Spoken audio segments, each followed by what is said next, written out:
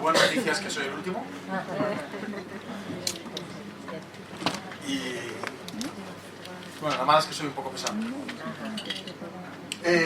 Voy a hablaros sobre una combinación que es lo que yo llamo el matrimonio perfecto, que se supone que no existe, y yo creo que existe, que es la nutrición y el ejercicio. Ya se ha hecho alguna mención a la importancia del ejercicio y quiero entrar un poquito más en ello porque pienso que precisamente son las dos grandes lagunas que tenemos en general todos los profesionales de la salud: la nutrición y el ejercicio. Generalmente se estudia muy poquito, se aprende muy poquito de nutrición y se aprende muy poquito de ejercicio. Y sin embargo, hay mucha gente que va a llegar preguntándonos, ¿no? Oiga, y yo puedo hacer ejercicio, ¿y qué ejercicio puedo hacer? ¿Y qué tengo que comer? Y la combinación, ya es más difícil todavía, ¿no? ¿Y si hago ejercicio puedo comer esto? ¿Y si como esto puedo hacer ejercicio? De pequeño, la única relación que yo tengo mental de recuerdo con el ejercicio, con la comida, era la digestión. Cuando comías, había que es la real. La gente hablaba de un corte de digestión por meterte al agua. Pues meterte al agua no es un corte de digestión, es una cosa que se llama hidropunción, que no es un corte de digestión. El corte de digestión ocurre cuando haces ejercicio muy violento justo después de comer, porque la sangre, que es una cantidad limitada, está dirigida al tubo digestivo, pero cuando la llaman los músculos, el organismo entiende que es más importante, porque puede ser una cuestión de supervivencia, se la lleva del tubo digestivo y produce una isquemia digestiva. Esa isquemia digestiva es lo que en realidad es un corte de digestión, que puede llegar a ser una isquemia digestiva grave, puede llegar a tener incluso una isquemia con una hemorragia digestiva. No es lo habitual, pero puede ocurrir. Entonces yo solo recuerdo aquello como relación de nutrición y ejercicio, ¿no? Sin embargo, bueno, pues luego la vida te lleva por unos u otros derroteros. Yo cuando acabé la carrera de medicina, no me preguntéis por qué, pero no me veía en un hospital, y entonces hice la especialidad de medicina deportiva, una especialidad que nacía entonces, medicina de educación física y el deporte. Me parecía muy chulo, la verdad es que me lo he pasado muy bien, muy chulo, esto de ejercer la medicina en los campos por ahí y viajando por todo el mundo, etcétera, etcétera. Y siempre me apasionó la nutrición, entonces siempre me dediqué mucho más al trabajo de la nutrición. En deporte a la nutrición se le da muchísimo más valor, con lo cual la gente me apoyó en eso y tuve muchas oportunidades de trabajar. Y luego, bueno, pues dentro de eso, pues como he querido siempre seguir ampliando y mantenerme ahí, pues también soy nutricionista. O sea que soy médico, especialista en medicina, lo que es medicina del deporte, y también soy, bueno, dietista y nutricionista, creo que lo llamamos ahora, o algo así. Pero os voy a hablar un poquito de todo eso, de toda esa conjunción, ¿no? Pero voy a dividir un poquito por partes, para que no sea complejo, aunque a veces hablaré de cosas comunes. Voy a hablar un poquito del ejercicio, porque como os digo, creo que es una gran laguna. Voy a hablar un poquito de nutrición, que ya se ha hablado bastante, a lo mejor debería hablar menos, pero bueno, voy a comentar dos o tres cosas, sobre todo dos o tres mitos que para mí generan mucho conflicto. Y luego voy a ver algunas de esas interacciones y voy a hablaros de pautas sencillas para algunas patologías. Es decir, vamos a decir, por ejemplo, la obesidad, el diabético. ¿Qué tipo de ejercicio le deberíamos recomendar? ¿Qué tipo de pautas nutricionales le deberíamos recomendar? Vamos a intentar ver cosas sencillas, no la típica receta, porque esto al final es verdad lo que decimos siempre, que no hay enfermedades, que hay enfermos, pero sí que una orientación en temas que a lo mejor estamos demasiado poco orientados, ¿no?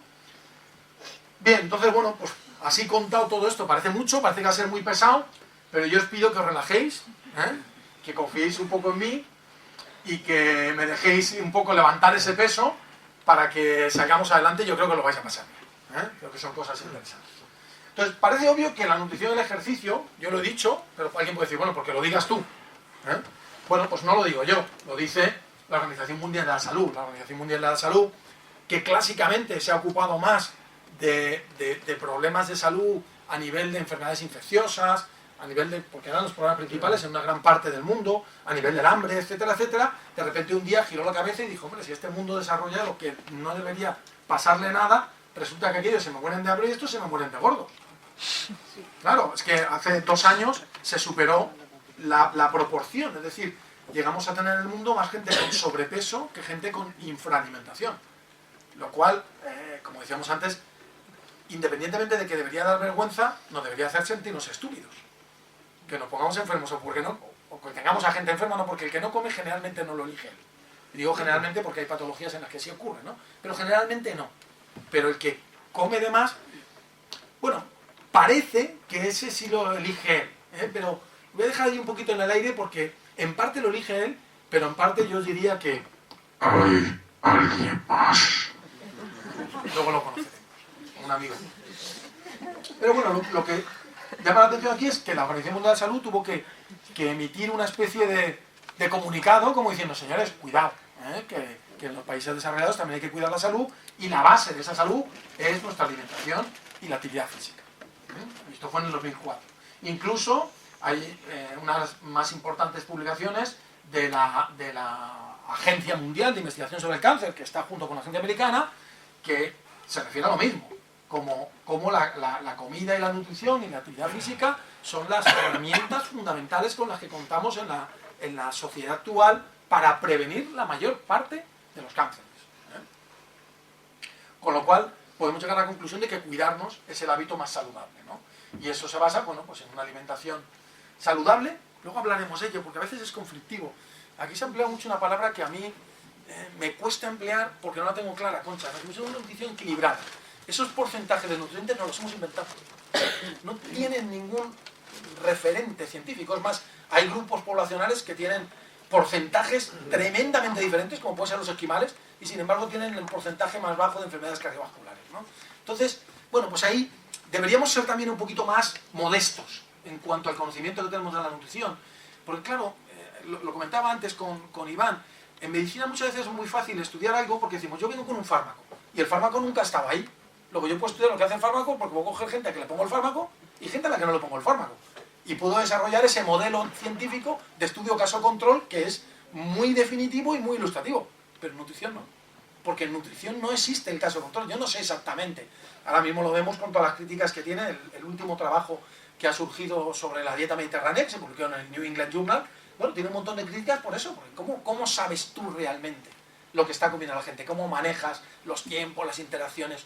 Hay todavía demasiadas cosas que tenemos que empezar a avanzar. Pero bueno, lo interesante es que sabemos mucho y que sabemos que tiene una influencia muy importante sobre la salud. Por eso yo no hablaría en principio de dieta equilibrada, sino hablaría de una dieta sana. Sabemos que hay cosas dentro de nuestra alimentación que favorecen nuestra salud y cosas dentro de nuestra alimentación que pueden ser perjudiciales para nuestra salud. Pero voy a empezar por el ejercicio. Y lo primero es plantearnos qué es el ejercicio. El ejercicio es el desarrollo de una acción motora de manera voluntaria con una intención. ¿De acuerdo? Entonces, cuando tú haces algo, por ejemplo, yo salgo corriendo a la puerta pues porque quiero llegar al aseo porque estoy haciendo pis. Pues eso es hacer un ejercicio. Yo he hecho un ejercicio. Le he mandado a mis piernas que se muevan rápido, a mis músculos que se contraigan para que me lleven a mí. Y ese es el concepto básico que se maneja el ejercicio. Pero además de eso, a mí me gusta mucho emplear esta palabra porque fue una palabra que aprendí en segundo de carrera, cuando en mis tiempos estudiaba fisiología. Tuve un catedrático que venía de cerca de aquí, venía de la Universidad de Valladolid, Carlos Belmonte, un gran fisiólogo y un gran amigo además, y nos enseñó ese concepto, y a mí me encantó, y es un concepto básico en fisiología. Entender que el organismo es una máquina en continua desestabilización, pero con continuo trabajo para reestabilizarse. Entonces, cada vez que el organismo se desestabiliza, tiene sistemas de control. Por ejemplo, cuando yo entro en un sitio donde hace mucho calor, me pongo a sudar. Es un sistema de control de la temperatura. Y estoy hablando de un parámetro. Cuando yo voy a un sitio que hace mucho frío, me pongo a tiritar. Es un sistema de generar energía. Todos esos son sistemas de control de la homeostasis. Y los hay a ese nivel y los hay a multitud de niveles. El organismo está lleno de receptores y de sensores que miden las concentraciones de oxígeno, que miden las concentraciones de algunos nutrientes, que miden el pH, etcétera, etcétera, etcétera. Entonces, diríamos, bueno, pero lo bueno es estar en equilibrio. Sí, no. Lo bueno es ser capaz de recuperar el equilibrio. Y el organismo es capaz de ampliar su zona de posible equilibrio desequilibrándose. Es decir, el equilibrio se entrena.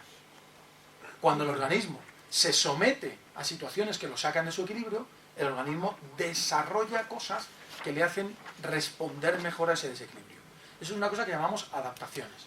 Y la diferencia de una respuesta a una adaptación es que una adaptación supone un cambio en mi cuerpo. Por ejemplo, si yo no es que vaya a un sitio que hace calor, sino que yo vivía en Suecia y me vengo a vivir a África, donde hace muchísimo calor, en principio, cuando llego a África, lo primero que hacía es sudar, claro que sí. Pero aparte de eso, mi organismo va a trabajar para que yo tolere mejor las temperaturas de África y va a producir más glándulas sudoríparas.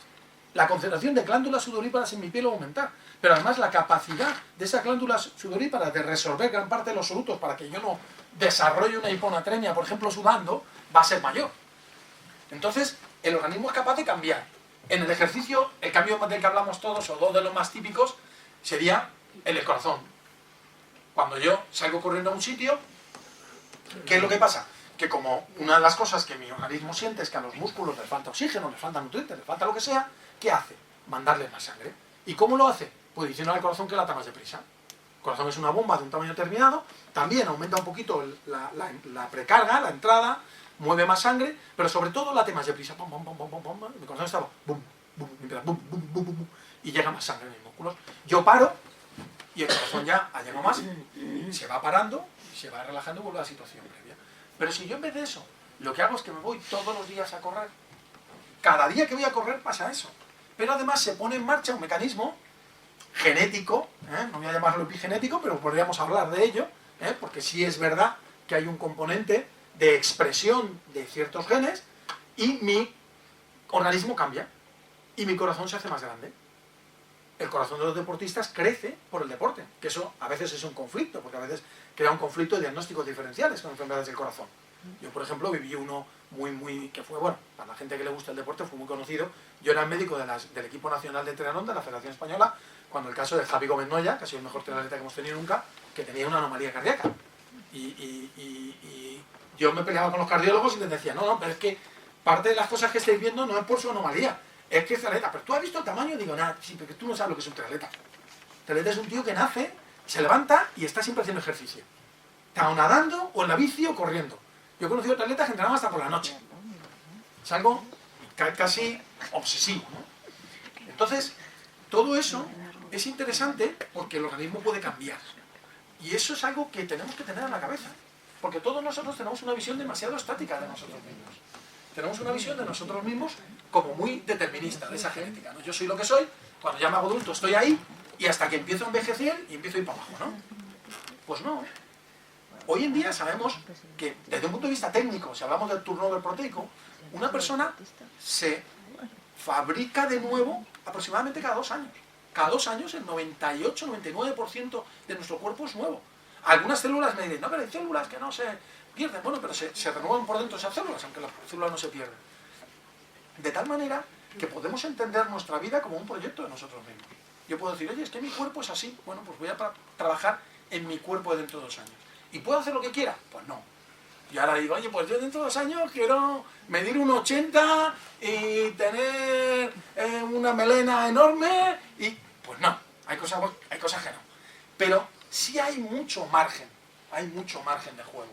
Y eso es importante porque eso nos debe dar ese ánimo para darle el valor, la importancia y el esfuerzo que se le puede dar al día a día, al hábito. Y lo fundamental es eso. En el caso del ejercicio, es que al romper la homeostasis genera mecanismos de adaptación. Pero también muchas veces hablamos del ejercicio como algo interesante porque en un mundo sobrealimentado el ejercicio es algo que gasta calorías. Y es verdad, el ejercicio gasta calorías. Es un trabajo físico y requiere energía. Y en esto hay también errores conceptuales que intentaremos aclarar. Bien, aparte de eso, como os decía, precisamente por esa alteración de la homeostasis, es un estímulo o motor de cambio. Y por eso se hablaba de la importancia de nutrición y ejercicio. ¿Por qué? Porque la nutrición, aparte de que a veces es un factor epigenético, es el material. El ejercicio son las órdenes. Si yo pongo el material adecuado y las órdenes adecuadas, puedo fabricar en ese nuevo proyecto de mi cuerpo dentro de 2 años muchas cosas. Y esto que pongo aquí de que no se acaba cuando se acaba es precisamente por eso, porque nosotros muchas veces pensamos en el ejercicio como algo que hacemos y cuando lo hemos acabado, lo hemos acabado. Y pongo ahí a Super Ratón, porque yo vivía Super Ratón, y me acuerdo que siempre decía, y no se vayan todavía, aún hay más. Pues cuando tú haces ejercicio, muchos de los cambios que se producen en el organismo se siguen produciendo. Por ejemplo, si tú vas y haces una clase de spinning, tu metabolismo basal, que es la cantidad de energía que quema tu cuerpo estando en reposo, va a aumentar. Pero va a estar aumentado a lo mejor hasta 24 o 48 horas. Es un ejercicio que genera una deuda de oxígeno importante. Y los efectos que va a tener en tu organismo van a ir más allá de cuando lo ha producido porque ha puesto en marcha una serie de mecanismos, gran parte de ellos a través de señalización celular y cambios genéticos muy interesantes. Y al final, resumiendo, bajo un punto de vista pragmático, el ejercicio es algo que da las dos cosas que todos queremos. Años a la vida, pero sobre todo vida a los años. Os pondré una foto, tengo una foto hablando de ejercicio, una mía, claro, sobre Mero, tengo una remando por ahí, pero la pondré porque veáis a un compañero que está ahí conmigo. Y luego os diré la edad que tiene. Bien, esto es un trabajo que se publicó en el que hicieron una especie de pooling de datos de distintos estudios para valorar distintos efectos de distintas cosas, y esto es la relación entre la mortalidad, el long course mortality, y el grado de fitness. El grado de fitness se relaciona con lo que tú entrenes. El grado de fitness los americanos lo miden como consumo de oxígeno, pero en principio, en una población grande, diríamos que los que tienen un bajo grado de fitness serían los sedentarios, y estos serían los que entrenan mucho. Fijaros las diferencias de mortalidad, que viene a ser casi 5 veces menor en las personas que tienen un alto nivel de actividad física con respecto a los sedentarios. 5 veces. O sea, puedo pensar, la posibilidad de morirme o la divido por 5 veces si quiero, o la multiplico por 5 veces si soy sedentario. No es decir, no, es que tengo un 30%, no, un 500% más. ¿Y qué tenemos que tener en cuenta? Bueno, la diferencia entre ejercicio y entrenamiento. El entrenamiento es un ejercicio programado, con un objetivo. ¿Por qué? Porque esos cambios que genera cada ejercicio, digamos que dispara algunos cambios genéticos, no llegan a ser palpables o no llegan a ser suficientes si no se repiten como para que ese cambio sea macroscópicamente visible. Por ejemplo, para que ese corazón crezca de tamaño. ¿De acuerdo? Entonces, yo hago un ejercicio solo de correr y está claro, el ARN mensajero de la miosina de mi corazón aumenta, pero aumenta tan poquito y tan poco tiempo que no llega a cambiar el tamaño de mi corazón. Pero si yo voy asociando ejercicios de la manera adecuada a lo largo del tiempo, voy consiguiendo esos cambios. Eso es lo que llamamos entrenamiento. Y ese entrenamiento tiene una serie de características. Y dentro de esas características hay una que es clave, que es la intensidad. Y una característica además que siempre hemos manejado relativamente mal. Porque como casi todo lo que hacemos mal, lo hemos manejado mal porque lo hemos manejado con miedo. Y el miedo es un mal consejero. Y como lo hemos manejado con miedo, siempre le hemos dicho a la gente, cuando le hemos dicho que haga ejercicio, que lo haga a baja intensidad. ¿Por qué? Por si las moscas. Yo no sé qué han hecho las moscas, pero siempre les ponemos la culpa a todos. Decimos, no necesito, ¿por qué? Por si las moscas. Bien, el ejercicio precisa de una mínima intensidad para producir esos cambios. Existe un umbral de intensidad. Y además, hasta ahora decíamos, bueno, pues vamos a intentar estar en ese umbral y ya está, porque más intensidad, a ver si va a ser malo. No, pues ahora lo que sabemos es que cuanta más intensidad, mejor. Y cuanto más volumen, también mejor. ¿Qué ocurre? Que hay un nivel de ejercicio que tú puedes asimilar. Y si te pasas de intensidad y volumen, llegas a una cosa que llamamos sobreentrenamiento. Entonces ya no es mejor. Y también hay un riesgo asociado al ejercicio. Tanto desde el punto de vista mecánico, que llamaríamos lesiones, como desde el punto de vista orgánico, que llamaríamos, vamos a llamarlo patología, ¿vale? De muerte súbita, de reacciones, de crisis asmáticas, etcétera, etcétera. Y muchas de estas, digamos, efectos perjudiciales del ejercicio tienen una cierta asociación a esa intensidad y a ese volumen. Entonces justificaba un poquito ese miedo que teníamos. Pero hay un factor que tenemos que tener en cuenta, que es muy interesante, que es el tipo de ejercicio. Porque desde el punto de vista de prescripción de ejercicio, muchas veces es más importante para prevenir problemas el tipo de ejercicio que los demás factores. Bien. Bueno, podemos llegar a controles muy finos biomecánicos, pero para los controles, por ejemplo, metabólicos, clásicamente hemos hecho las pruebas de esfuerzo. Como os decía, puede haber dos problemas. La fatiga aguda normalmente hay menos problema porque te hace pararte. Es problema cuando la gente tiene mucha capacidad de sufrimiento y puede llegar a esas escenas que a veces vemos en las pruebas olímpicas o en las maratones, pero el ser humano normalmente no es capaz de hacer como un caballo que se muere corriendo. El ser humano se para antes. Tiene un sistema de percepción de esfuerzo que le avisa antes. Parece que lo que controla es la tensión de la pared miocárdica, pero bueno, sea lo que sea, normalmente el ser humano se para antes. Ahora, ese sobreesfuerzo sí puede generar otras cosas que las meteríamos en complicaciones médicas, como puede ser un golpe de calor, y eso sí que hay que prevenirlo. Y el sobreentrenamiento. El sobreentrenamiento o la fatiga crónica, que es algo que cada día existe más en nuestra sociedad. Porque, bueno, hay mucha asociación de la fatiga crónica, sabéis que a la fibromialgia, y al final la fatiga es un desequilibrio entre lo que te expones y lo que eres capaz de tolerar. Y probablemente en nuestra sociedad tenemos muchas personas que son capaces de tolerar muy poquito. Los fibromiálgicos, por ejemplo, se supone que no toleran el ejercicio, sin embargo se curan con ejercicio. Entonces yo he tenido fibromiálgicos en la consulta que han salido adelante a los 2 años, a los 3 años, ya podían ir a entrenar casi todos los días. Y bueno, ya cambió su vida. Pero la progresión que hay que seguir con esa gente por esa intolerancia aguda al ejercicio es importante. Luego, como os decía, las lesiones. Bueno, ahí pongo una foto curiosa porque esto fue en un... Yo fui médico de estudiantes 4 años y Felipe Reyes una vez en un viaje tuvo una lesión fuera del campo. Se rebaló en el baño, se le metió la pierna por debajo de una baldosa que se rompió y se hizo un 7 en la rodilla, que bueno, lo veis ahí ya parece que no es nada porque ya está cosido. Pero cuando yo entré a la habitación me había llamado su compañero de cuarto diciéndome: Felipe se ha matado. Y claro, estás en un cuarto de baño y te ves a un tío grande de esto diciendo: que me estoy desangrando, y un charco de sangre enorme ahí, y al principio te asustas, ¿no? Luego ya tapas ahí y es más el... Sabéis que la sangre es muy escandalosa. Y las complicaciones médicas que os hablaba: la muerte súbita, el golpe de calor, el síncope, las crisis asmáticas, es decir, puede haber muchas complicaciones por el ejercicio. Y para ellas sí que en caso de personas con patologías, como luego veremos, sí que hay que establecer un poquito más de control, ¿no? Y bueno, en general las grandes sociedades científicas lo que recomiendan es que personas que empiezan a hacer ejercicio con más de 35 años, que se hagan una prueba de esfuerzo. Y como os decía, es muy interesante el tipo de ejercicio. Y lo primero es porque siempre se ha valorado mal esto del consumo calórico. Siempre se ha dicho: no, el ejercicio para salud tiene que ser ejercicio aeróbico y también para adelgazar, porque es el ejercicio que quema grasas. Cuando yo hago ejercicio a baja intensidad, por ejemplo vosotros ahora estáis haciendo ejercicio a muy baja intensidad, yo un poquito más, pero también baja. Estamos quemando básicamente grasas. Prácticamente hasta llegar a un 65% de nuestro consumo de oxígeno, el principal combustible del organismo es la grasa. Es decir, la grasa es nuestro combustible natural. Digamos que el hidrato de carbono es como una especie, cuando dicen: no, el hidrato de carbono es el combustible. No es verdad. El hidrato de carbono es como una cosa extra que tenemos ahí para cuando antes venía el dinosaurio y nos quería comer, que pudiéramos salir corriendo. Pero si no haces ejercicios muy intensos, el hidrato de carbono lo consumes a medida que está en la sangre. Si tú comes más hidrato de carbono, eres una persona sana, consumes el que puedes y el que no, sale ahí el guardaespaldas de la insulina y dice: ¡fuera de aquí! ¿Y quién se lo lleva? Luego veremos quién se lo lleva. Pero bueno, está bien el ejercicio aeróbico, pero por ejemplo no se le ha dado la suficiente importancia al ejercicio de fuerza. Y en los últimos años se ha demostrado que es muy importante, luego lo veremos, por lo importante que es la masa muscular y la fuerza. Y en los últimos años se ha puesto muy de moda lo que ahora llaman los HIIT, el High Intensity Training, el ejercicio de alta intensidad. Y sobre todo en algunos formatos como el spinning o como el body combat o, bueno, ya ahora mismo el crossfit, ya, que es lo más, ¿no? Entonces son ejercicios de muy alta intensidad y la gente dice: eso es una locura. Sí, pero funciona. ¿Y por qué funciona? Porque hoy en día sabemos que antiguamente calculábamos el gasto calórico de los ejercicios simplemente mirando el consumo de oxígeno.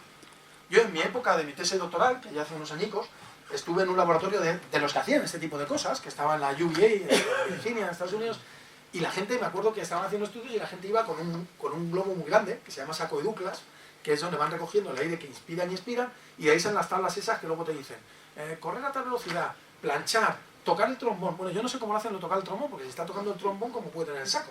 No sé si ponen el saco al final del trombón. No lo tengo muy claro, porque ese día yo no estaba en el laboratorio. Pero se medía así.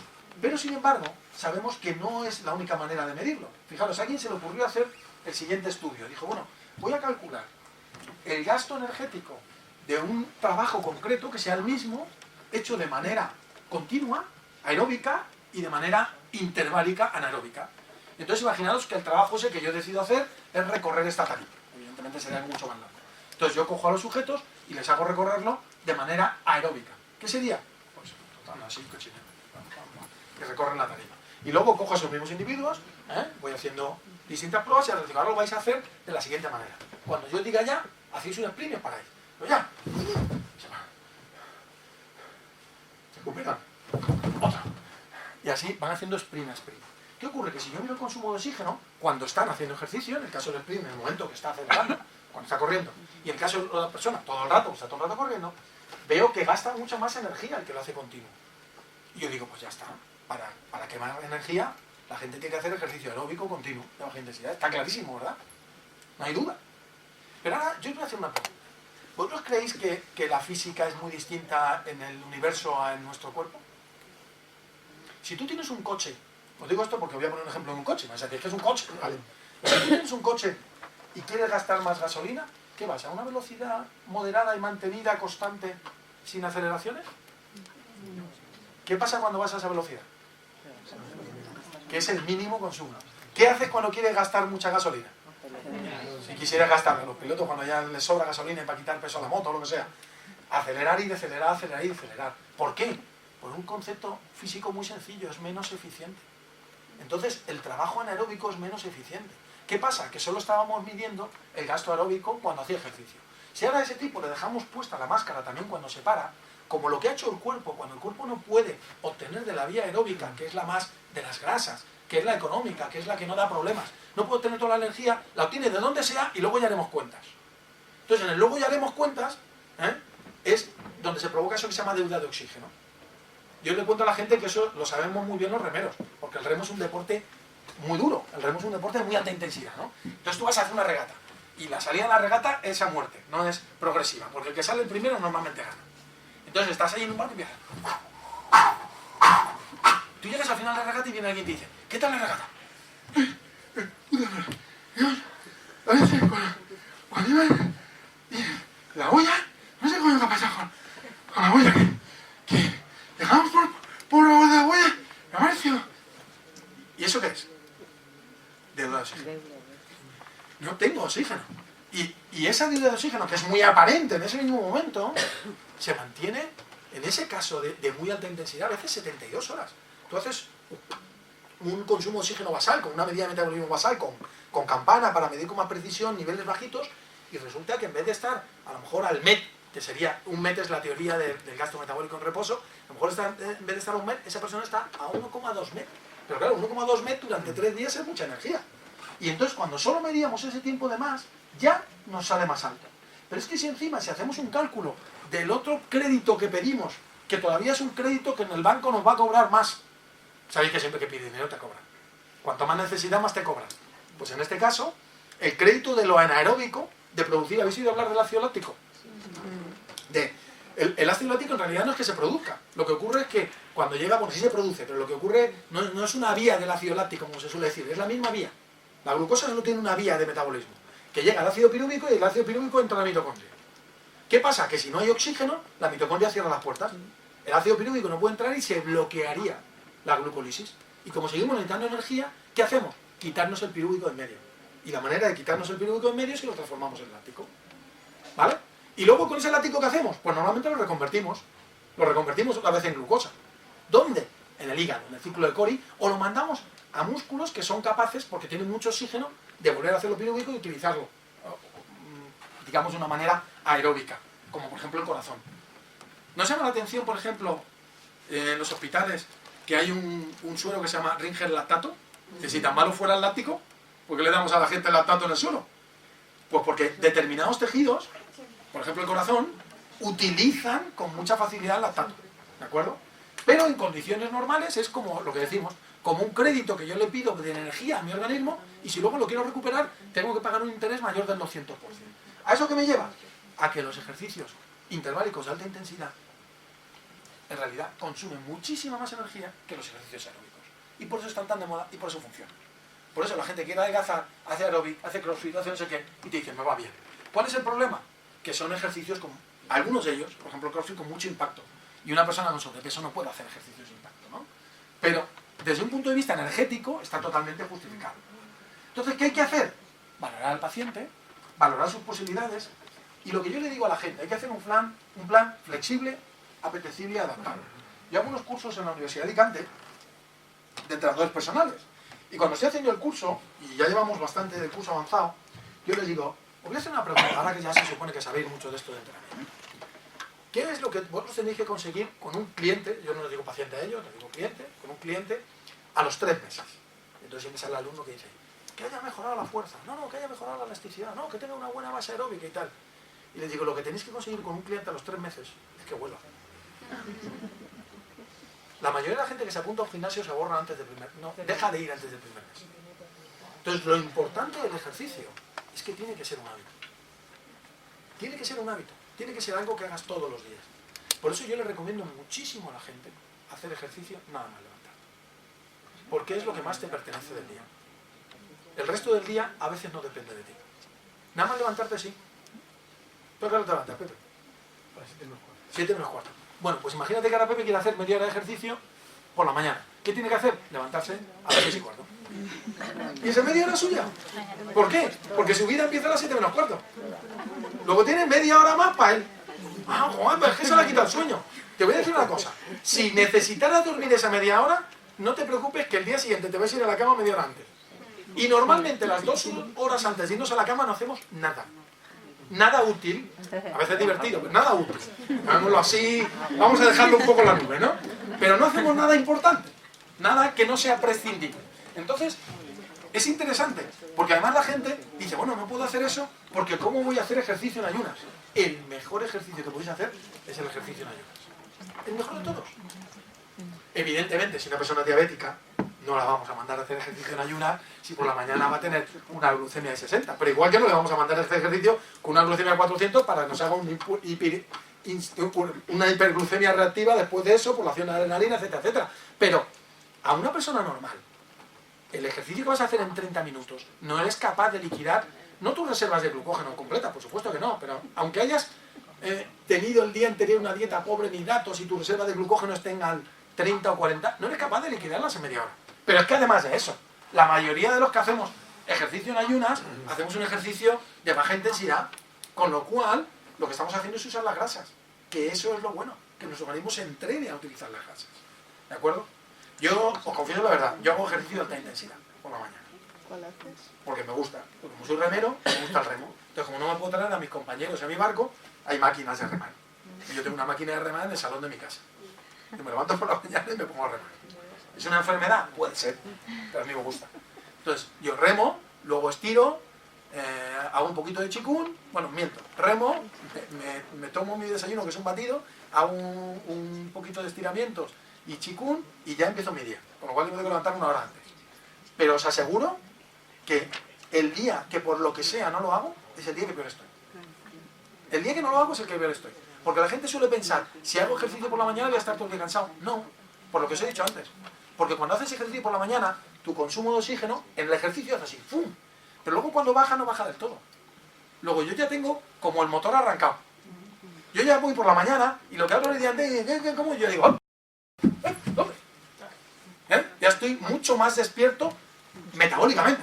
Sistema nervioso central también, etcétera, etcétera, etcétera. Pero sobre todo mucho más activo, ¿no?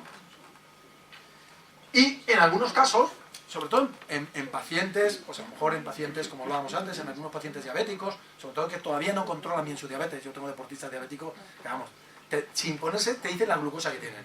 Tengo 132, más menos 1. Pero así, ¿eh? Y en pacientes algunas patologías cardiológicas, sí que es verdad que hay algunas arritmias que entran a determinadas intensidades. Entonces, en esas situaciones, las famosas displasias ritmogénicas y todas las alteraciones de canales de las células miocárdicas, hay que marcar límites de intensidad. Pero por lo general, lo que hay que marcar es decir, mira, tú empieza, que sea muy fácil. ¿Para qué? Para volver. Y poquito a poquito vas progresando. Un poquito lo que nos decía Iván, lo que te pida el cuerpo. Si luego el cuerpo te va a pedir ejercicio. Si cuando ya eres capaz de hacer ejercicio de intensidad, mola. Es agradable. Es un sufrimiento, nos lo dicen, pero bueno, ¿cómo que esa parita? Es un sufrimiento agradable. Porque tú cuando te estás ahí peleando de bim, bam, y llegas a un nivel, notas que has generado ese cambio, notas que has hecho algo, ¿de acuerdo? Entonces, un poquito el concepto de progresión, ¿no? Eso es lo que yo llamo ejercicio inteligente y enamorarse del ejercicio. Porque la manera, yo siempre cuando me preguntan, oye, ¿por qué las cosas se mantienen? La pareja, ¿por qué siguen? Porque están enamorados. Pues esto es lo mismo. ¿Cómo va a seguir esa pareja de tu vida con la nutrición o con el ejercicio? Porque te enamores del ejercicio y porque te enamores de la nutrición. Si eres capaz de enamorarte del ejercicio y de la nutrición, vas a llegar toda tu vida ejercicio y nutrición. Y como os decía, el entrenamiento de fuerza hoy en día es una recomendación básica. En el año 94, en el New England, que entonces era el número 1 de índice de impacto, cuando no habían salido todas las de genética y todas estas cosas, publicó una mujer que se llamaba, María Fiatarón y su grupo publicaron un estudio hecho, que luego lo saco por ahí, pero como no sé si me va a dar tiempo, lo cuento ya, con gente con una media edad de 87 años, entrenando fuerza, y en 12 semanas mejoraron un 113% su fuerza muscular. ¿Qué limita la calidad de vida de una persona? La fuerza muscular. Yo lo puedo decir de primera mano, porque mi madre se ha muerto hace un par de años, pero era una artrítica reumatoide con muchas secuelas, y era una persona que lo que empezó a limitar su vida fue que cuando ella estaba relativamente mayor, se cayó un día, se fracturó una muñeca, y entonces, como no podía utilizar la mano para levantarse, con las piernas no era capaz de levantarse del sofá. Y entonces, lo que limitaba su vida era que no se podía levantar. Y como no se podía levantar, pues entonces no bebía para no tener que hacer pis, no se levantaba a comer porque no se podía levantar, y limitaba toda su vida porque le faltaba un poquito de fuerza en las piernas para levantarse. Fijaros que tenemos una herramienta que es capaz, que a veces pensamos, no, para entrenar los niños, no, las personas mayores. En personas, la media de ese grupo eran 87 años, y un aumento del 113% de la fuerza muscular. Entonces, son cosas que tenemos que tener en mente. La importancia de la intensidad, ¿no? La intensidad, ¿qué pasa? Que si tú me dices, oye, tienes que entrenar a muy alta intensidad, dices, es que no puedo. La manera de poder entrenar a intensidad es el ejercicio interválico de alta intensidad. Por ejemplo, el spinning. Tú te das cuenta cuando tienes un buen monitor. Yo también doy cursos de monitores de spinning, ¿no? Y entonces, un buen monitor de spinning es el tío que es capaz de sacarte el hígado sin que tú te das cuenta que te saca el hígado. Porque maneja bien los esfuerzos y las recuperaciones. Te va marcando progresiones, te marca un fuerte, luego te marca un trabajo de recuperación, y al final, la gente que lleva pulsómetros dice, me ha salido, yo he hecho una clase de spinning con Perico, y me ha salido una media de frecuencia cardíaca de 110, y he hecho una clase de spinning con Menganito, y me ha salido una media de frecuencia cardíaca de 140, y yo no he visto la diferencia. Pues evidentemente hay una gran diferencia. Y, como os decía antes, vigilar el factor mecánico. Fijaros que ahora se está aplicando, por ejemplo, en personas mayores, como decía. Esto es una revista de gerontología, y fijaros los entrenamientos, parece un grupo de CrossFit. Ahí las series en las sesiones, 10 repeticiones, los porcentajes son más pequeñitos, pero trabajando con fuerza. Y esta, la que os decía, es en mi barco, el Club Náutico de Campello. Ahí estamos calentando. Esto es en Campello, esto es la Coqueta Fumá, para los que conozcan aquella zona. Es una zona muy bonita. Y aquí estamos, este es mi barco, el azul, subidos en una champa. Yo soy el del pañuelo en la cabeza, porque como se me ve el cartón, para cubrirme el sol y los melanomas, a mí se me murió un triatleta de un melanoma. Joven, además. Y es que el casco de la bicicleta, incluso, la gente se cree que va tapado y no es verdad, porque está lleno de agujeros. Y te da el sol. Entonces, si hacéis deporte, bueno, las chicas no, pero si no hay gente que hace deporte que se le vea el cartón, que se ponga siempre algo en la cabeza. Y llevo ahí el pañuelico. Y aquí nos subimos también en esa champa, que ganamos esa regata. Yo la pongo porque este de aquí soy yo, pero este de aquí es mi compañero Vicente, que es médico de familia, y tiene 64 años. Yo tengo 51, y luego nada, esto es en el campeonato, nos ganamos ir al campeonato de España, y esto es en la semifinal, que nos faltaron 3 décimas para meternos en la final. Pero bueno, no se puede tener todo. Ejercicio, ya sabemos lo que es el ejercicio, ¿vale? Pero sobre todo sabemos que el ejercicio es una herramienta. ¿Y la nutrición? Pues también sabemos muchas cosas de lo que es la nutrición, pero también quiero que nos quedemos con el mismo mensaje, con que es una herramienta. La nutrición, en realidad, vamos a hacer aquí una pequeña distinción, es una necesidad que no es solo de energía, es algo dinámico y temporal, que muchas veces se nos olvida el fenómeno del tiempo. Hablamos, yo tengo que tomar al día 2 gramos de proteína. ¿Cómo que al día? El día tiene 24 horas. O sea, que yo me levanto por la mañana, me tomo 2 gramos de proteína por kilo de peso, si soy un culturista, por ejemplo, y ya está. ¿Creéis que hacen eso los culturistas? No. ¿Por qué? Porque no es así. El fenómeno temporal, hay ahora mismo una corriente, sobre todo en nutrición deportiva muy importante, que se llama nutrient timing, es muy importante. He dicho 4 muis, ¿no? Y algo relativamente bien establecido. Sabemos mucho de nutrición. Pero ¿cuál es el problema? Que nosotros no nos nutrimos, nosotros nos alimentamos. Y entonces, claro, nos alimentamos para nutrirnos, es cierto. O sea, nosotros tomamos alimentos buscando los nutrientes. Y estoy de acuerdo con Concha, los nutrientes están en los alimentos, que es verdad que están ahí. Pero el problema es que no sabemos exactamente qué cantidad de nutrientes. Y en los últimos años, con las modificaciones, precisamente para conseguir la gran cantidad de alimentos que tenemos, la concentración de nutrientes de esos alimentos puede ser muy variable. Hay algunos alimentos que los asociamos directamente a un nutriente. Por ejemplo, si yo os dijera naranja, me diríais vitamina C. Bueno, pues tú te vas a una tabla de composición de alimentos, y en algunas tablas, a lo mejor más acorde, pero porque todas copian datos. Que eso es otra trampa de las tablas, que copian datos de las otras. Y te dice 80 miligramos por 100 gramos de porción comestible. Bueno, pues hay gente que ha hecho estudios con naranjas y no tienen ni 20 miligramos. ¿Por qué? Porque hoy en día la naranja se coge verde. ¿Y por qué se coge verde? Porque es más rentable. Porque la naranja verde se conserva mucho mejor. Yo la meto en una cámara frigorífica y la tengo ahí. Y cuando la voy a sacar al mercado, la expongo a la luz solar, y además en una especie de plataformas que se mueven para que la naranja vaya girando, y me salen esas naranjas que veo en el supermercado, que son grandotas. súper lisas, hermosotas, toda naranja igual. Esas son falsas. La naranja de verdad. En el árbol, por ejemplo, los árboles no se mueven. Bueno, los del Señor de los Anillos sí, pero no. Entonces, el sol siempre le da por el mismo sitio a la naranja. Luego, la naranja tiene que tener una mitad del sol y una mitad de no sol. La naranja, cuando madura, que es cuando genera la vitamina C, se encoge. Lo que hace la naranja es que se hace más pequeña y se arruga. Y además de eso, como también es cuando tiene más azúcar, es cuando los que saben de fruta, que son los pájaros, la pican. Entonces, la naranja que nadie compramos es la buena naranja. Y al final, ¿qué ocurre? Que el agricultor, ¿qué tiene que hacer? Dar de comer a sus hijos. Y al final, ¿qué hace? A la naranja que le piden. Y al final se produce, no solo porque es más fácil de producir y más rentable, sino porque al final es lo que compramos nosotros. Compramos naranjas para hacer bodegones, no para comerlas. Entonces, bueno, pues muchas veces hay muchas connotaciones. Hay connotaciones comerciales, otras son culturales. Otras son culturales, por ejemplo, a nosotros no nos gustan los insectos, pero son una fuente de proteínas más que interesante. Y sin embargo, comemos muy bien, incluso pagamos mucho por los langostinos, que son muy parecidos al insecto, pero como está debajo del agua, parece que no importa. Hay casi infinitas opciones de alimentación. Por eso cuando hablamos de alimentación saludable nos encontramos con un montón de dietas, de lo que hablábamos antes. La dieta mediterránea se ha vendido como la superdieta, que tampoco es la superdieta. La mejor, digamos, relación que se conoce entre dieta y longevidad y baja morbilidad sería la población de Okinawa, cuyo principio fundamental de su dieta, ¿sabéis cuál es? Que pasan hambre, entre comillas. O sea, es una dieta muy baja en calorías. O sea, al final, una de las cosas más importantes es llevar una relativa restricción calórica, ¿no? Eso parece que genera más longevidad. Pero al mismo tiempo es una dieta que, aunque sea baja en calorías, es rica en nutrientes, porque toma mucho pescado, toma mucha verdura, etcétera, etcétera. Nosotros tenemos hoy en día dietas hipercalóricas, pero pobres en nutrientes. En deportistas, que a veces sí tenemos los medios para hacer estos estudios, encontramos con muchísima facilidad déficit de algunas vitaminas, ¿de acuerdo?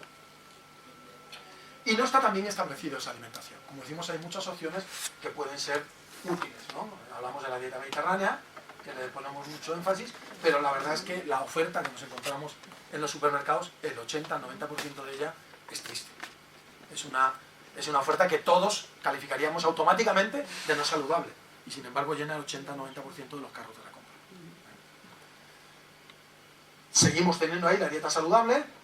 También lo que decíamos, que ya no es lo mismo un tomate de ahora a un tomate de antes. Por eso yo le aconsejo a la gente que compre en los mercados y que incluso tenga sus puestos, porque muchas veces se vas al puesto y conoces al tío. Allí donde vivo yo, los que vais por Alicante, hay un tomate de toda la vida que es el tomate de mucha miel, que si tú conoces a alguien que sabe mucha miel y cría sus tomates, son unos tomates del morirse. Igual cuando yo vivía en Granada, la famosa patata de Monachil, era la patata por excelencia, ¿no? Entonces, bueno, si conoces eso, es el consejo fundamental. Y esto es una película documental que os aconsejo que veáis. Os aconsejo que veáis, pero un día que no estéis depres, que no estéis tristes, porque entonces os va a hundir.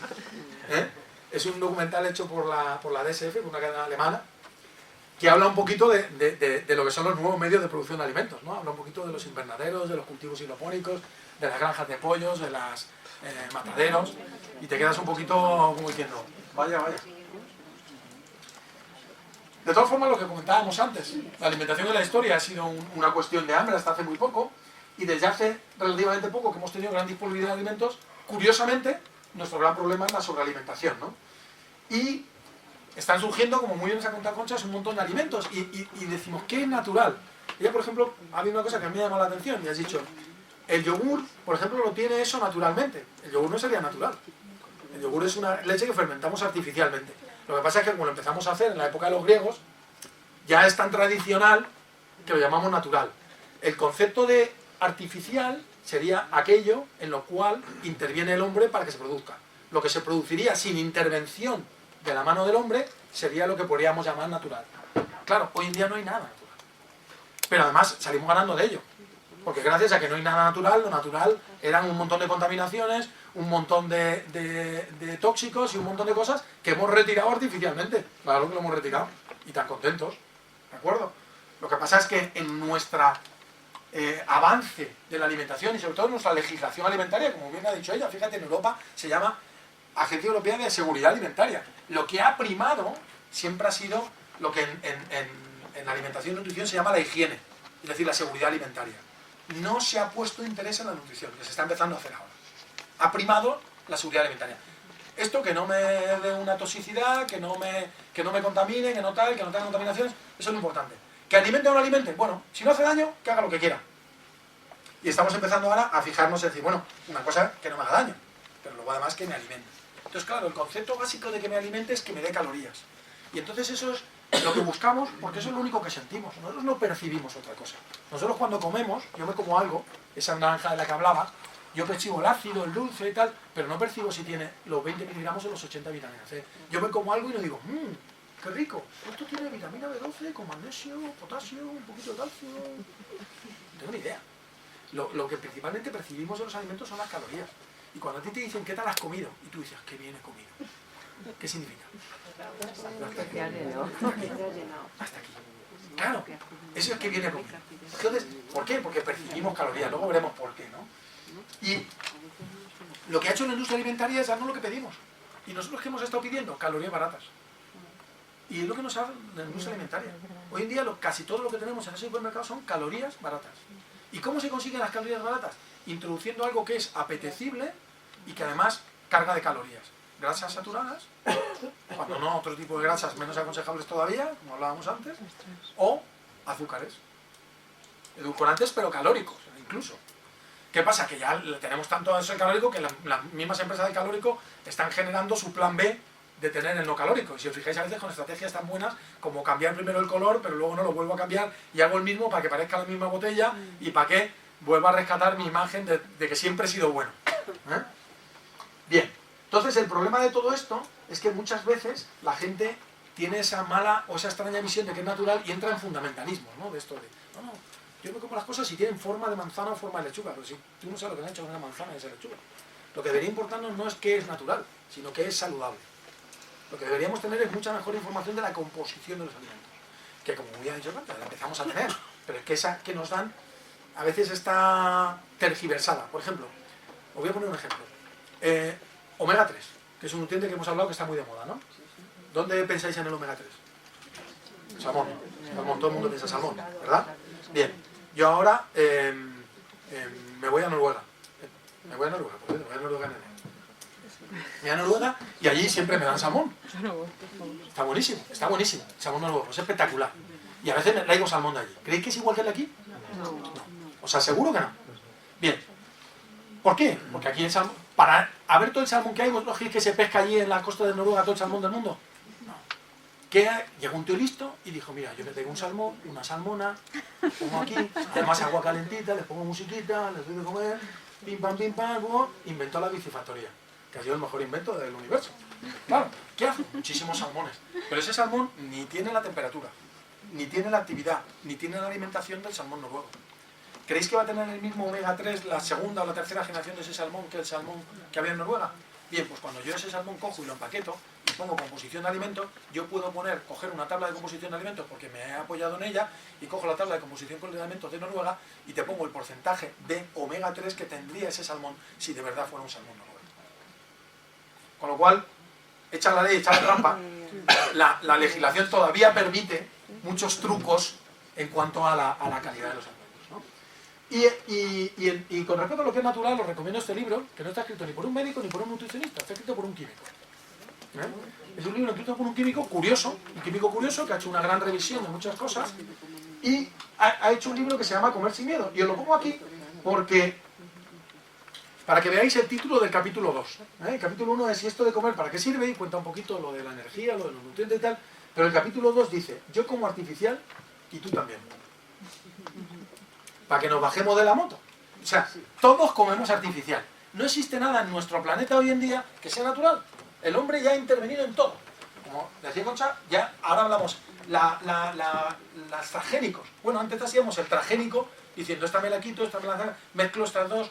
La selección de semillas la hacíamos de una manera más lenta. El transgénico lo único que hace es hacerla mucho más rápida. Pero el problema de las semillas es un problema mundial, porque además haya salido luego cuando ha puesto las marcas, estaba ahí Monsanto, pues es un monopolio muy peligroso, muy peligroso.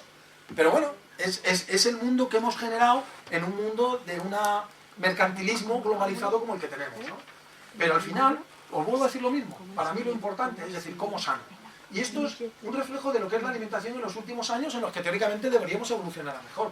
Desde los años 80, que la industria alimentaria, de lo que sería la segunda revolución industrial en cuanto a los alimentos, empiezan a introducir toda la tecnología alimentaria, se dan cuenta que lo que queremos son calorías baratas y empiezan a meter grasas y empiezan a meter azúcares y edulcorantes en la comida. Y fijaros cómo crece el consumo, ¿eh? Esto no es producción, esto es consumo de grasas y edulcorantes por la población mundial a partir de los años 80. O sea, es algo espectacular. Claro, luego decimos, oye, ¿por qué la obesidad era algo que no existía hace 50 años? Pues porque la alimentación era totalmente distinta hace 50 años. Totalmente distinta. Y en ese sentido, bueno, pues tenemos que tomar conciencia y darle la vuelta. Lo mismo pasa con el azúcar. Yo todavía pienso que ese 55-60% es una imposición de las grandes lobbies. El gran lobby de la alimentación es el de los cereales. El gran lobby es el de los hidratos de carbono. Y sobre todo el de azúcar, incluso el de azúcar refinada. Cuando este señor, que ahora ha publicado algunas cosas, el señor Ahmed fue el primero que, no sé si habéis oído hablar de ese trabajo, que estaba el tío trabajando con ratas, que tenía ratas heroinómanas, y estaba estudiando condicionantes con las ratas, y entonces le tenían una palanquita, que estaban con una vía cogida, y tenían una palanquita, y cuando daban a la palanquita se les inyectaba heroína. Y entonces para ponerles un placebo, como placebo les puso agua con azúcar. Bueno, pues el 80% de las ratas iban más al agua con azúcar que a la heroína. Y entonces el tío dice, no puede ser. O sea, que las ratas prefieran agua con azúcar a la heroína. Y entonces el tío ha empezado a estudiar los mecanismos de recompensa y de dependencia del azúcar. Y es verdad, existen bases biológicas para poder decir que somos adictos al azúcar. Y cuando hablaba antes Iván y hablaba del ketchup, yo decía, sí, tomate muy bien, pero ¿por qué con azúcar? ¿Por qué el ketchup le gusta a los niños? Porque tiene azúcar. Es verdad que el niño naturalmente se va hacia el azúcar. ¿Por qué? Porque digamos que probablemente en nuestra memoria genética está que la mayoría de los tóxicos o de los venenos son amargos y la mayoría de lo que podemos comer era dulce, que no siempre es total, pero la mayoría de las veces sí. Y es probable que tengamos eso. Pero si queremos establecer una educación basada en la ciencia, no dejemos que impere eso. Vamos a educar. Y cuando hablábamos de esos 1000 días, otra cosa que no ha dicho los 1000 días, es que una cosa es, aparte de que se pongan en marcha mecanismos epigenéticos, se marcan los hábitos alimentarios. Y entonces, en los países donde la gente está acostumbrada a lo que decía, bueno, que no sé qué niño, que el brócoli, no sé si lo has dicho tú o lo ha dicho él. ¿Por qué? Porque se ha acostumbrado a comer brócoli, porque probablemente desde pequeño ha comido brócoli, sus papás lo comían o cuando lo han enseñado le han dicho, son arbolitos, ay, qué bueno, me gusta, tal. Eso dice el claro, de unos compañeros. claro, es cuestión del hábito. Yo, no es un niño, perdonadme la distancia, porque yo no tengo niños, pero yo tenía un perro que estaba loco por las zanahorias. Los perros comen carne, no, mi perro comía zanahorias. Es más, yo tenía 2 perros, un perro y una perra. El perro comía zanahorias, la perra mataba por una zanahoria. Entonces, es una cuestión de hábitos, y los hábitos los marcamos desde pequeños. ¿Y desde pequeños qué se hace con un niño? Azúcar. Se le moja se le pone azúcar a todo para que se lo tome. Porque parece que la madre piensa que el niño se muere de hambre. Un niño con comida delante no sabe morirse de hambre. Decirle eso a las madres, no sabe, no puede. Es incapaz. Un niño no puede ser anoréxico. Tiene que ser mayor y tener unas cruces de mentales para poder... Un niño no puede ser anoréxico. Un niño cuando tenga hambre va a comer. Y si no come, no se va a morir de hambre. Y si está mal nutrido, generalmente no es por déficit de calorías, generalmente es por déficit de nutrientes. Entonces, esa obsesión de hacerle comer y entonces darle cosas dulces para que coma, porque es lo que quiere, o con lo que sea, como he dicho lo del ketchup con los garbanzos. Yo creo que mi sobrina llegó un momento que le echaba ketchup al plato. Que yo estaba enfadadísimo con mi hermana, pero me decía, es que si no, no come. Digo, que no coma. Que no coma, ya comerá, ¿no? ¿Habéis visto el anuncio ese de las acetas, ¿no? En la nevera. Ya comerá. No preocupéis, ya comerá. Y por otra parte, existe lo contrario, ¿no? Es decir, bueno, tal, eso, que toda la gente, tal, que está muy bien, pero lo que está muy mal es tomar suplementos. Mira, pues fijaros, una cosa curiosa es que los estudios que se han hecho de análisis de la dieta es que la gente que toma suplementos lleva dietas mucho mejores que la que no los toma. Probablemente porque hay gente que está preocupada por su salud. Probablemente la variable sea esa. Pero al final no es lo que dice gente, gente toma suplementos porque no te vas a preocupar de la dieta. No, normalmente te preocupas más de la dieta. ¿Y dónde está el problema? Pues aquí es donde viene nuestro alguien más. Y es que hay 2 componentes en los que puede variar el peso en adultos siempre y cuando pues, no hablemos de una citis o de un cáncer o una cosa diferente, ¿no? Que son la grasa y el músculo. ¿Qué pasa? El músculo es dificilísimo, os lo aseguro. O sea, lo que hay que currar en un gimnasio ahí de pim, pam, y luego tu batido de proteína, pim, pam, para subir un poquito de masa muscular, es tremendo. Pero la grasa, qué fácil es, ¿verdad? ¿Por qué no tendríamos aquí un interruptor? Grasa, músculo, grasa, músculo. ¿Y por qué es así? Pues fijaros, yo tengo una teoría. La grasa es un sistema ancestral de supervivencia. La grasa apareció como un sistema para salvarnos la vida cuando antes comíamos y nuestra supervivencia dependía de cuándo volviéramos a comer. Entonces decía, bueno, pues yo aquí guardo calorías y luego te las devuelvo, que es mentira. Luego es mentira. Porque vosotros habéis visto a alguien que se pone en huelga de hambre. Si la grasa devolviera las calorías, una persona que se pone en huelga de hambre, cuando empieza a estar en huelga de hambre, debería empezar a perder su grasa y notársele todo fibrado, todos los músculos, ¿verdad? ¿Habéis visto eso? ¿Qué pasa? Que cuando una persona deja de comer, se queda sin masa muscular lo primero. Porque lo primero que necesita el organismo es proteína. En la grasa es muy lista. La grasa, tú le das grasa a la grasa. Tú le das azúcar, de más, a la grasa. Tú le das proteína, de más, a la grasa. Pero luego, de grasa a azúcar, de grasa a proteína, se sorry. Claro. Entonces la tía se queda con todo. Bueno, la tía, de hecho, la tía no quiero tener un conflicto de sexo, aquí de género. La grasa, el monstruo se queda con todo, ¿no? Y no nos lo devuelve, ¿no es verdad? Entonces ese es un problema, porque nos hemos dedicado a alimentarlo, y es como un alien que tenemos ahí dentro, que está esperando que le des comida para zamparse todo lo que llegue. Y en los últimos años descubrimos que tiene vida propia. Antes pensábamos que eran células de depósito. No, genera hormonas, por supuesto, hay muchas hormonas. Tiene conexiones directas con el cerebro, y sobre todo con el cerebro límbico, que es el cerebro de las emociones, ¿no? La grasa es que cuando vas andando y pasas por al lado de una pastelería y dices, esa Madalena me está mirando. Y me gusta, y ella a mí tal. ¿Cómo te da tontarrón? Eso es la grasa. El alien que te está diciendo esas cosas. Y si alguien tiene dudas y queréis sacar al alien a flor de piel, ¿sabéis cómo se hace? Meteros en un buffet libre. Se vuelve loco. ¿No os habéis dado cuenta que los platos siempre parecen pequeños? Que acaba de llegar con un plato más grande, un plato más grande.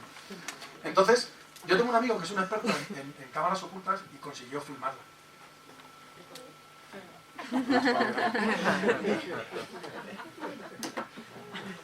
A veces cuando nos dice come, intentamos negarnos, ¿no? No, pero tiene estrategias.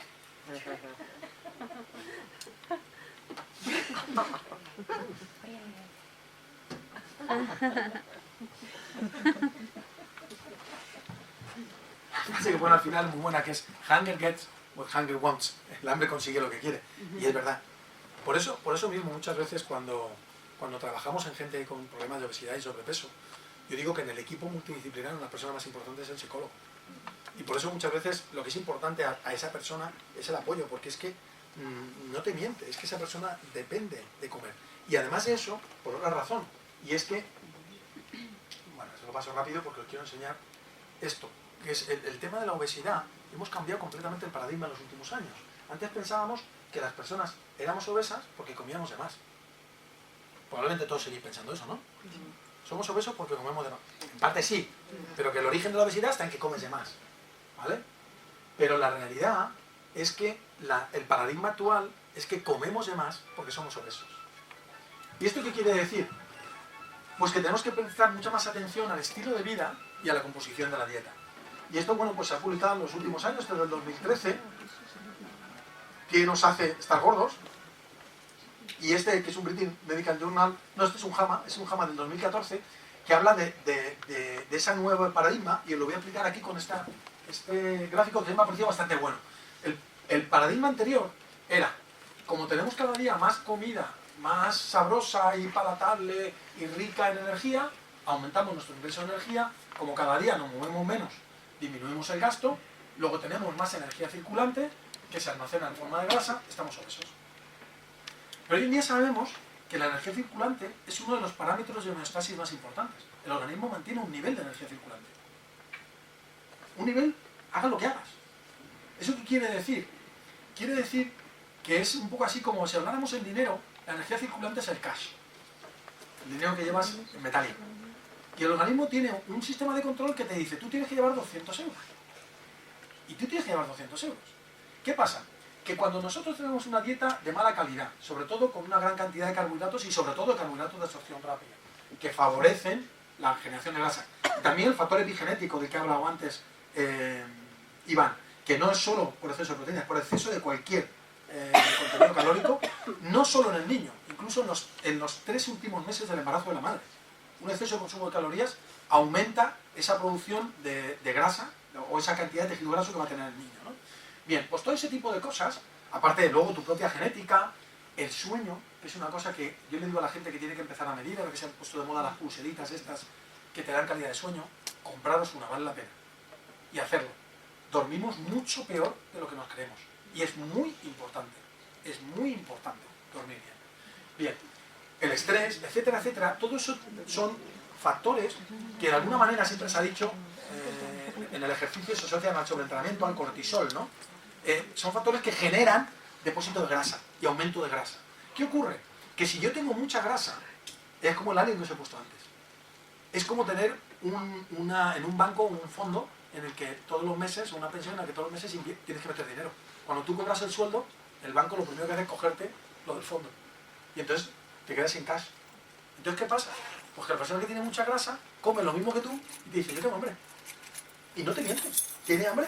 Porque su energía circulante es pequeñita. Y como es pequeñita, tiene hambre y come más. Y como es pequeñita, no se nota con fuerza como para hacer ejercicio, luego se vuelve más sedentario. Y claro, lo difícil es romper eso. Y romper eso es muy poquito a poquito. Al principio, pues gracias a que el ser humano tenemos la fuerza de voluntad. Los animales, cuando nos introduces en nuestros modelos de estrés y de dieta, se vuelven obesos sin opción. Porque ellos no tienen ese factor voluntario de decidir. Bueno, la opción es que su amo se dé cuenta y le recorte la comida. Bueno, aquí os había puesto esto, es que lo hice en un congreso en Estados Unidos hablando de lo importante que era utilizar las grasas y cómo se entrenan haciendo ejercicio. Otra de las cosas que hay muchos mitos es con la proteína, que tiene mucha mala prensa como tóxico para el riñón y para el hígado, cuando no es cierto. Esto ha surgido de una época en Estados Unidos en que se puso de moda el culturismo y entonces los culturistas utilizan especialmente dos tipos de drogas, que son las hormonas anabolizantes, bueno, ahora también la GH, pero entonces en las hormonas anabolizantes, en la fase de hipertrofia que llaman ellos, de crecimiento, y los diuréticos, en la fase que ellos llaman de afinar, de ponerse secos, de secarse. Utilizan mucho los diuréticos porque también les interesa deshidratarse para que se les vean más los músculos, ¿no? Y entonces el uso de esos fármacos sí condicionaba daños. Los anabolizantes producen daño hepático, sabéis que es uno de los mayores causantes de cáncer de hígado incluso, y los diuréticos producían fallo renal. Y entonces la gente llegaba a los hospitales con problemas hepáticos y renales y le decían, ¿tú qué te tomas? En Estados Unidos, donde los fármacos no se deberían comprar de manera ilegal. Decían, no, yo hago mucho ejercicio y bueno, tomo proteína porque hago mucho tal. Y la gente empezó a pensar, pero no hay ni un estudio que asocie el consumo de proteína ni a daño renal ni a daño hepático. Al revés. Por ejemplo, en el caso de los enfermos hepáticos, bueno, ocurre todo lo contrario. En las personas mayores, lo que sí hay estudios que demuestran que tienen un déficit en su aporte de proteínas. Y en las personas con daños renales, voy a pasar esto rápido, porque les quería ponerlo de... Bueno, lo bueno de que una dieta más rica en proteínas mantiene mejor tal, pero por lo del tema renal, la proteína ni produce daño renal, ni produce efectos estrogénicos, ni altera el cáncer de mama. Bueno, aquí está la hormona sin cáncer de mama, y aquí está lo del riñón. Fijaros, hoy en día se sabe que es mucho más importante prevenir la caquexia de un enfermo nefrótico o un enfermo en diálisis que el problema, porque si es verdad que en un riñón que tiene dañado el coágulo y que se pueden colar las proteínas y que pueden producir túbulos, pueden producir destrucción de los túbulos, la proteína no sería buena, pero es menor ese daño que el daño que produce el que tú le quites proteínas a esa persona y entre en una situación de sarcopenia o de caquexia. Entonces, por ejemplo, hoy en día la tendencia es en el síndrome nefrótico al revés, a medir la cantidad de proteína que están perdiendo por orina y sumarla a lo que le das para que tenga un equilibrio proteico adecuado. Entonces, bueno, pues como las cosas con el tiempo, a medida que se va haciendo investigación seria y se van valorando bien las cosas, van cambiando. ¿Por qué? Porque la proteína es necesaria para el músculo y el factor fuerza muscular, como os decía antes, es uno de los mejores predictores de mortalidad. Se ha hecho incluso, fijaros, con gente, bueno, este es un trabajo muy clásico con personas mayores, como predictor de mortalidad en personas sanas, pero es que incluso se han hecho estudios con adolescentes, haciendo la fuerza muscular, demostró en adolescentes que es el mejor predictor, o sea, la mayor fuerza muscular de menor posibilidad de una muerte prematura. Entonces, si la fuerza muscular es tan importante, debe ser porque el músculo es importante. Porque en realidad no es que la fuerza en sí sea importante, sino que el tejido muscular tiene un valor metabólico muy, muy importante. Y el tejido muscular es un tejido de los más dinámicos de nuestro organismo, junto con el óseo, de los que más se renuevan. Incluso probablemente tiene un turnover mayor al que vemos nosotros, que es el de la piel, que nos parece que es muy grande. Y ese turnover depende muy mucho de que tengamos proteína disponible cuando estimulamos al músculo. ¿Y cuándo estimulamos al músculo? Cuando hacemos ejercicio. Por eso lo que sí que hacemos siempre en nutrición deportiva, una de las incorporaciones de ese nutrient timing que os decía antes, cualquier persona ahora que entrena, veréis que nada más acabar de entrenar se toma un batido. ¿Por qué? Porque hay que llegar a producir una situación positiva de nutrientes lo antes posible. Porque si no tienes eso, resulta que el balance neto proteico es negativo y el ejercicio te desgasta. Y si tienes ese aporte de proteínas, el balance neto es positivo y el ejercicio te renueva. ¿Ok? Y al final, yo creo que los suplementos, no, como decíamos con los alimentos funcionales, no son ni buenos ni malos, son una herramienta. Tenemos que considerarlo el lado positivo de la ingeniería alimentaria y que pueden completar y facilitar una dieta, pero que por supuesto la dieta tiene que tener todos los alimentos y sobre todo los nuestros. Los nuestros, quiere decir, debemos volver un poquito a la gastronomía de proximidad, a lo que se cultiva aquí, a lo que tenemos cerca. ¿Por qué? Porque eso nos asegura que no necesitamos emplear métodos de conservación, además de que vamos a ser mucho más ecológicos, no necesitamos contaminar el planeta con gasolina, etcétera, etcétera.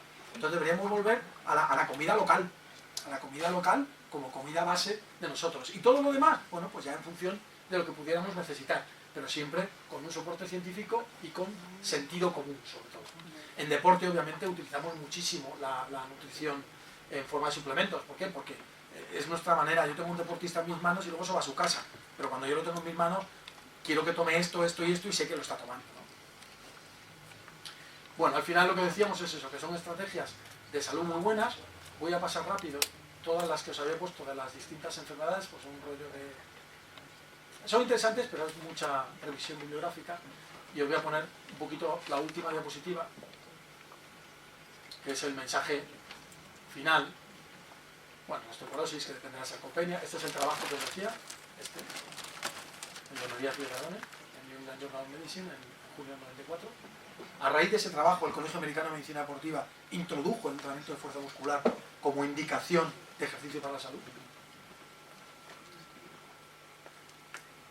Yo trabajo bastante con personas mayores haciendo ejercicio y es espectacular. Bueno, yo tengo 51 años, ¿no? Yo no me considero mayor, pero cuando yo era pequeño, yo consideraba que una persona de 51 años era un absoluto abuelo. Y yo ahora me veo ahí remando, ¿no? O sea, 51 años tenía ya en la foto que salió.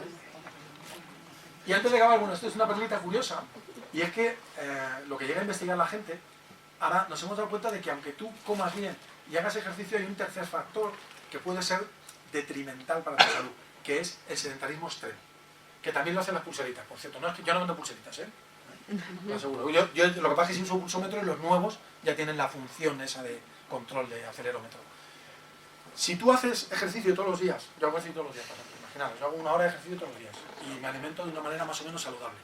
Digo, bueno, pues ahora no importa que yo vaya a mi oficina y esté 8 horas sentado en la silla. Pues sí, sí importa. Aunque yo luego haga 2 horas de ejercicio al día y coma muy bien y esté en mi peso, estar sentado X horas genera riesgo cardiovascular, por sí solo. Es un factor independiente. Es un factor independiente. Y hay que romper esa inmovilidad. Entonces, lo que hablábamos, ¿no? Que vaya conociendo, te mueves menos, pero que lo bueno es que estos autores que descubrieron eso hicieron una encuesta para ver si la gente lo sabía y resulta que la gente no lo sabía. La gente pensaba que si ellos habían hecho ejercicio, ya habían hecho sus deberes. Pero no, independientemente de que hagamos ejercicio, por ejemplo, hoy aquí vosotros, después de cada clase o de cada charla, tenéis que haber levantado un poquito y estirar las piernas. O yo cuando me subo en un avión, que a veces hago viajes de esto, bueno, la semana que viene me voy a Siberia, me hago 2 vuelos de 5 horas. Bueno, pues yo cada hora más o menos intento mirar el reloj y me levanto y siempre me dice, ¿necesita algo? Y digo, no, andar. Y ando un poquito por el pasillo y me vuelvo a sentar, ¿no? Simplemente moverse, un poquito. Ir al aseo, beber agua, estirar un poquito. ¿Ok? Y bueno, voy a acabar con una frase de un libro muy bonito que leí yo cuando tenía 15 años y lo sigo leyendo de vez en cuando, que se llama Ilusiones, de Richard Bach, que dice que aprender una cosa es darte cuenta de que la sabes. Pero hay un siguiente paso, que es actuar, que es demostrar que la sabes. Y todavía uno más bonito, que es compartirlo. Y dice, en la misma frase dice que enseñar es recordar a los demás que saben tanto como tú. y que somos todos aprendices, ejecutores maestros. Entonces, mi mensaje sería, no nos cansemos nunca de aprender. En el tema de la nutrición estamos descubriendo muchísimas cosas. Ser curiosos, estudiar. Yo cuando empecé a montar estas jornadas es con la intención de que creo que los profesionales de la salud no nos preocupamos de la alimentación porque, bueno, la alimentación, ya cada uno come lo que quiera, ¿no? Esto es como el chiste de los cerdos, yo le doy 5 duros y que se compren lo que quieran, ¿no? No, la alimentación es muy importante y los profesionales sanitarios somos las personas a que la gente acude para consultar sobre su alimentación. Evidentemente, los nutricionistas son los especialistas de ello, pero cualquier profesional sanitario tiene que tener una formación en nutrición, por lo menos bien fundamentada, como diría Guiñán. Con lo cual, pues si nos encontramos por ahí a esa persona que parece que no tiene muchos conocimientos y mucha capacidad para elegir su alimentación y cree que, como le quita el hambre, eso es una dieta saludable, pues vamos a intentar traérnoslo a la auténtica dieta saludable, y si él cree que el estilo de vida no importa y resulta que es un poquito sedentario, pues vamos a intentar conseguir que empiece a hacer ejercicio y yo os aseguro que en poco tiempo, tanto él como toda su familia os lo van a agradecer.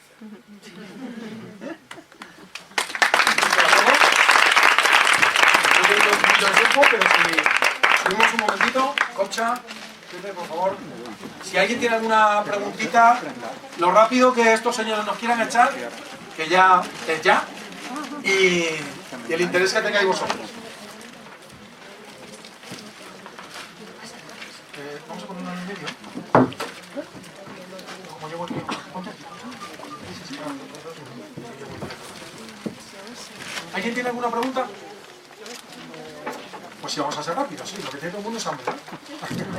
Solamente es una constatación. Es cierto que sería ideal el kilómetro cero, conseguirlo de andado, pero está siendo en la actualidad, cantidad de colegios están siendo alimentados los niños por caterings que provienen, por ejemplo, de Segovia y de Andalucía. O sea, esto a mí me parece aberrante, pero este año continuamos igual. Pero mira, un año alguien me propuso hacer una propuesta para licitación de los comedores de Segovia, ¿vale? Yo había hecho cosas sobre los comedores escolares a nivel personal, por cuando mis hijos estaban en el colegio y tal. Y hay una cosa importante, y es que el Ministerio de Cultura paga muy poquito a todas las empresas que hacen el catering. Con lo cual, cuando salen estas noticias de que salen las lentejas con bichos y tal, ahí es una doble dirección la culpa, porque el Ministerio de Cultura, bueno, o de Educación, el que pague esas cosas, dedica, o tiene muy poquito interés en la alimentación de los niños, porque con lo que pagan es imposible que las empresas den a los niños aceite de oliva virgen, una variedad de verduras y frutas, y van a lo más cómodo y lo más barato, a los pescados congelados, a ese tipo de cosas, y eso es cierto. Y es verdad que tu repertorio alimentario y tu cultura alimentaria la adquieres en la primera infancia. Todo lo que sea posterior, luego lo que haces es perfeccionar, pero la base se fundamenta ahí. Y vamos, a mí eso me parecería fundamental, la inversión. O sea, están invirtiendo en todos los programas de la prevención de la obesidad, en las campañas que se están haciendo, y sin embargo en la escuela no se está haciendo. Me parece penoso. Y además es que no ha cambiado. Desde que mis hijos iban a la escuela, a los misioneros, a lo que están comiendo ahora, es muy parecido. ¿Quién tiene la culpa? Pues no sé. Pero por lo menos es una culpa compartida de los catering y de los que pagan el dinero a los catering. A mí lo que me parece es que somos como muñecos que nos manipula la televisión y nos manipula. Ahora está de moda la tienda ecológica. ¿Qué es eso de la tienda ecológica? Que me vende los tomates a 20 euros el kilo.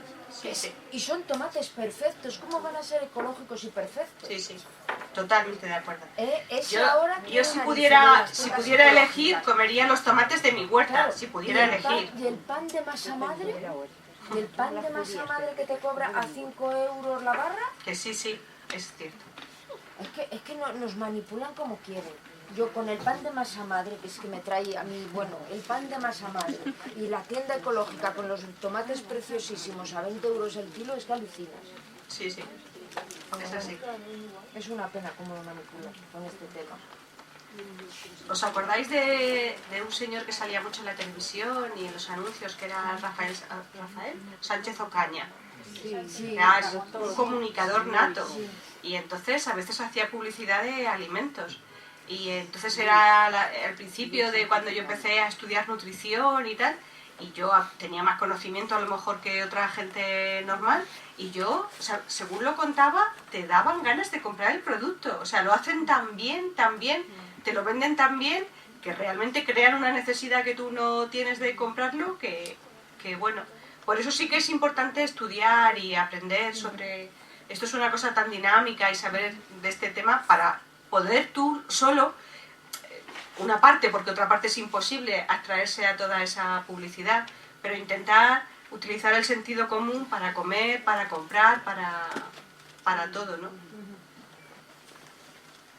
Yo tengo una pregunta sobre lo que hemos hablado antes, por ejemplo, del glutamato, ¿no? O ¿cómo se llamaba? Glucamato. El glucógeno, No. o el colágeno. No, no sé. Sí, los edulcorantes artificiales, que ahora el stevia es verdad que está de moda porque es más natural y demás, y el azúcar moreno. Pues mira, por ejemplo, como nadie es profeta en su tierra, mi madre está gordita y ella tiene sus patrones de alimentación, que su hija puede haber estudiado nutrición en Francia o donde sea, que le da lo mismo. Y ahora alguien le ha dicho que es bueno para su salud el azúcar moreno y toma azúcar moreno. El azúcar moreno, pues como otras cosas, también se tiñe, ¿vale? Entonces, bueno, pues uno tiene que conocer el origen. Y el azúcar moreno, o sea, las propiedades que le hacen es que puede que tenga alguna vitamina, que tenga algunas propiedades añadidas, pero son tan pequeñitas y el precio es tan dispar que el coste-beneficio yo creo que no es valorable, ¿vale? Si tú supieras de dónde se produce ese azúcar moreno, si realmente tiene un origen natural y está bien elaborado y tal, pues bueno, no representa ninguna ventaja. Y normalmente endulza un poquito menos que el azúcar común, con lo cual para conseguir el mismo poder endulzante tienes que utilizar un poquito más. Es igual que con la miel. La miel es un alimento natural o es más natural que el azúcar, y tiene un poder endulzante un poquito mayor, con lo cual un poquito de menos cantidad tiene menos calorías y lo podías utilizar, pero las ventajas que a veces le ponemos son tan pequeñas, o sea que habría que tomar tanta cantidad para que esas propiedades uno las notara, que a veces es una cuestión de elección personal y de gusto personal. O sea que es que todos estos mensajes, pues es que todo, dices, bueno, esta mañana yo les he contado en la charla a mis compañeros un poco para medir el tiempo, para ver un poco, para tener un poco feedback y tal. Y bueno, pues estábamos allí los endocrinos y mis compañeras y bueno, al final es que si uno tiene que hacer caso a todas las recomendaciones que damos los profesionales, pues es que al final yo lo calculé un día y me salían unas 3.000 calorías diarias, cuando la media de consumo está entre 1.500 y 1.800, bueno, en algunos casos mayor con el ejercicio, pero que cada vez necesitamos menos energía. Y entonces, pues es verdad que a veces estos alimentos serían útiles porque la cantidad de nutrientes que necesitamos sigue siendo la misma y a veces con dietas con muy poco contenido calórico no llegamos a cubrir todos los requerimientos. Pero es que no puedes decir 50 gramos de nueces, una copa de vino, también una copa de cerveza, que tal, más 5 raciones de frutas y de verduras, más al final es imposible hacerlo. Entonces, bueno, pues yo creo que hay que utilizar el sentido común y una cosa muy importante es comer de todo, dar oportunidad a todos los alimentos y no hacer mucho uso de unos en concreto. Es lo que él decía de las proporciones de la dieta equilibrada. Es verdad, porque además eso es muy dinámico y han ido cambiando. Y por ejemplo, cuando decimos 50 o 60% de contenido de hidratos de carbono, eso no se lo come nadie. O sea, es tanto el volumen que habría que comer de esos alimentos que dejaríamos una proporción, por ejemplo, de carne o de grasa muy pequeñita. Y al final la gente va comiendo, las proporciones yo creo que están un poco dispares, aunque lo óptimo sería otra cosa, pero hay que dar diversidad en la alimentación. Dar más prioridad a frutas y verduras, que eso es lo que parece que todos tenemos en común, que parece que es lo que más está científicamente demostrado, y lo demás, pues variedad. Y cuanto mayor sea el repertorio alimentario, mayor garantía entre comidas de que haces una dieta saludable tendremos. ¿cuánto tiempo o, no sé, puedes estar tomando batidos, comer batidos o... Digo, ¿cuánto tiempo? O sea, Técnicamente no hay ninguna limitación, es más, en pacientes que tienen problemas con otro tipo de alimentación se les alimenta a través de una nutrición enteral, pero a través de batidos. O sea, ¿no? La diferencia fundamental entre una alimentación a través de un suplemento y la alimentación de la comida, la diferencia fundamental no es química, es psicológica. La alimentación tiene muchas más cosas, además de lo que es el fenómeno químico del nutriente. Tiene un fenómeno cultural, tiene un fenómeno social, tiene un fenómeno psicológico y bueno, tiene un fenómeno que debemos mantener.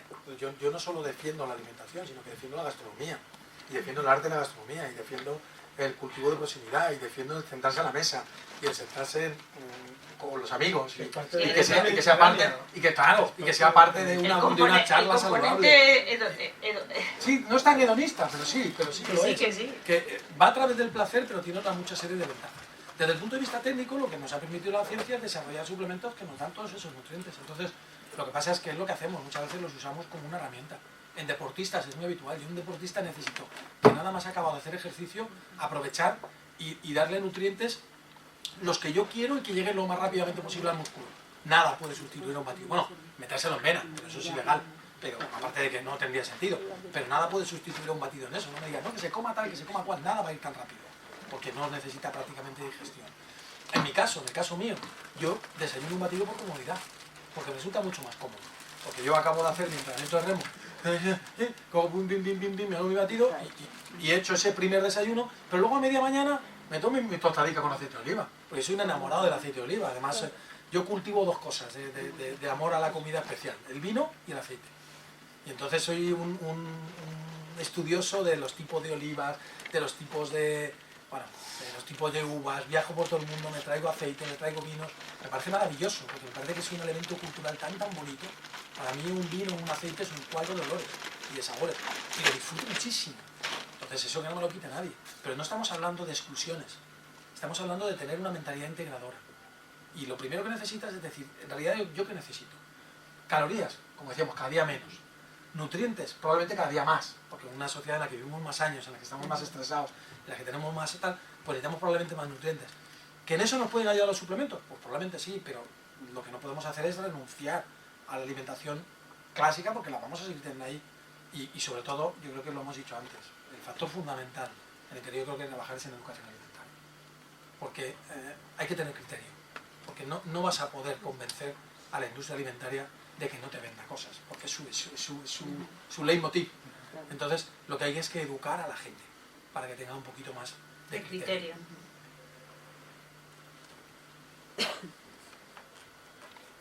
Bueno, pues nos vamos todos a cenar. Muchísimas gracias.